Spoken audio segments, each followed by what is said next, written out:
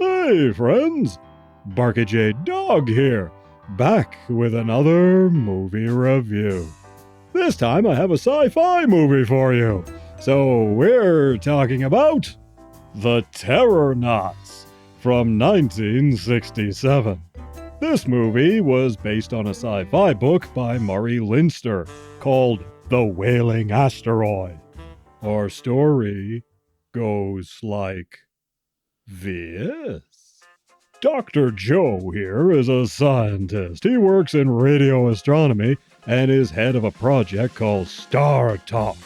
Basically SETI before SETI. His chief competitor at this radio telescope facility thinks Star Talk is a bunch of crap and a waste of time. But Joe is determined to carry on while his funding lasts, and one day his team detects a signal coming from an asteroid.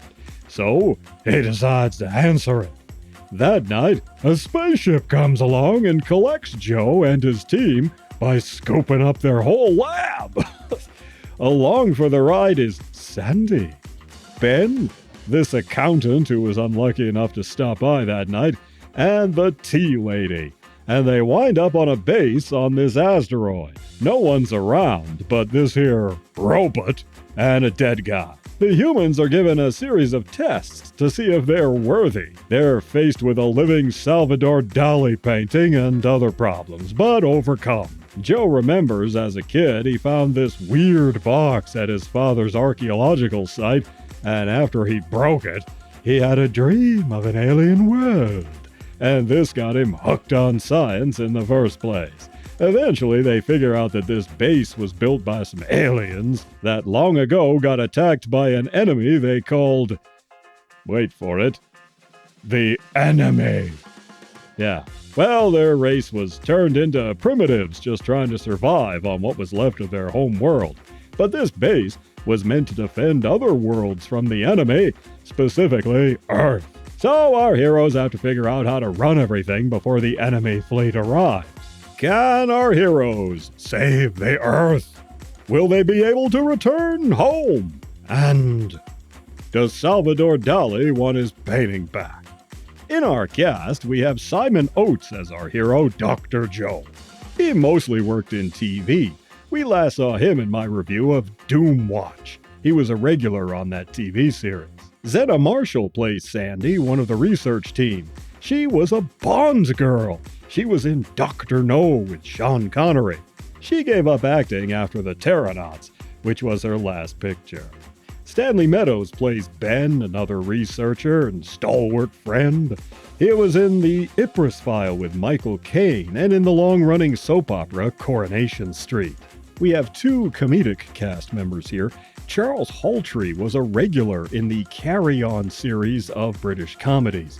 He's great here as the accountant, and when the base is getting attacked and everyone's jostling around, he just kind of stands there. He read his lines off cue cards placed next to the camera, so he's looking into the camera a lot, even when it doesn't make sense. He's our primary comic relief, helped out by Patricia Hayes, who plays the tea lady, Mrs. Jones. This was a thing they used to have in Britain. I don't know if it's still a thing or not, but offices would have a tea lady go round with tea and coffee for the workers on this tea trolley. So that's her job in this movie. She was in a ton of stuff like Willow, The Never-Ending Story, A Fish Called Wanda, the TV movie version of The Corn is Green with Katharine Hepburn. She has a bit part in Help with the Beatles, and ironically in 1979, she played another tea lady in The Tea Ladies, a comedy set in the House of Commons. There is a Pantheon of Greats, which I've talked about before. Gene Roddenberry, George Lucas, they'd be in there. Irwin Allen, Jerry Anderson, Ray Harryhausen, George Pal, Rod Serling, they all deserve a place in that pantheon. The guy who made The Terrornauts, Milton Subotsky, he was kind of an also-ran. He never had the budget to make awesome stuff. He co-founded Amicus Studios. He made several horror anthology movies and was a big fan of science fiction. He voraciously read sci-fi novels and was always trying to get the stuff on TV or the silver screen. Subotsky was the guy responsible for the 2 Doctor Who movies starring Peter Cushing. Now, he wanted to make a double bill of sci-fi movies, which helps to amortize the costs. So he cooked up They Came from Outer Space. This was at the top of the bill.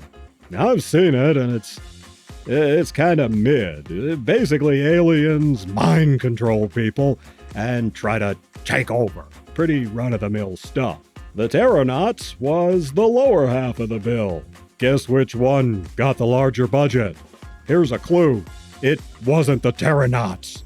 In fact, this one was so cheap, the editor demanded his name be taken off of it, as he thought the movie was total rubbish. So, how bad is it, really?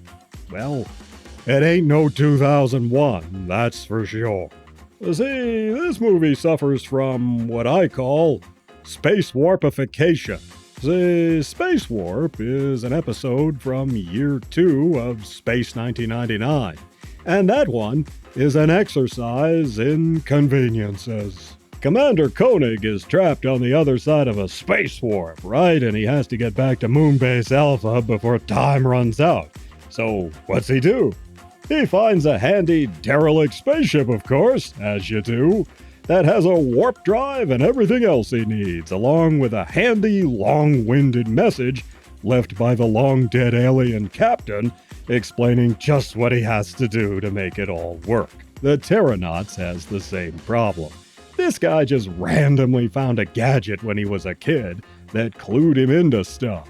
They have a fully operational, autonomous defense base ready to go. They have information on how to work everything. The aliens were apparently sufficiently humanoid enough so our heroes can interact with all of the equipment. Yada, yada, yada. And some things just don't make any sense. They have to stop this enemy fleet, right? Which has been tracked by the base's computers forever. Is this the only enemy fleet? Don't know. And the bad guy at the lab, he just works there. He isn't in charge, but he acts like he is. He's not the boss of this facility, but everyone treats him as if he was. Tell this grumpy Gus to piss off already.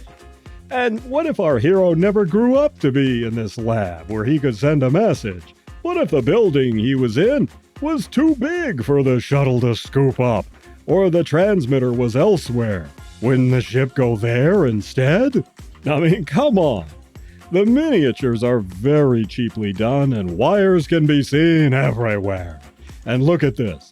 When Sandy accidentally gets transported to this planet, we see a volcano go off. And smoke from it goes behind this planet in the sky. That's a rookie mistake. You can see this was painted on glass or a sheet of perspex and placed in front of the camera. An old technique like hanging miniatures, but when stuff like this happens, it makes the shot look kinda cheap. But there are some things to like here. The sets, while simplistic, are spacious and convey an alien aesthetic. They're imaginative enough. The alien planet / French countryside is on a par with Doctor Who. They were always in rock quarries on that show. And they make it work well enough. The aliens are sufficiently alien-looking. They're green anyway. This robot actually has an operator inside, which is pretty cool given its odd and alien appearance. The operator was Robert Jewell. He was one of the crew that operated the Daleks for Doctor Who. Our cast is perfectly fine. They were professionals who knew their way around, even if a movie was less than stellar, and Haltree especially is a lot of fun. So it's cheap and cheesy, but it has some merit. If you were 10 years old back in the day, you'd think this was really cool, just like the old Doctor Who. You know, back when it was still good.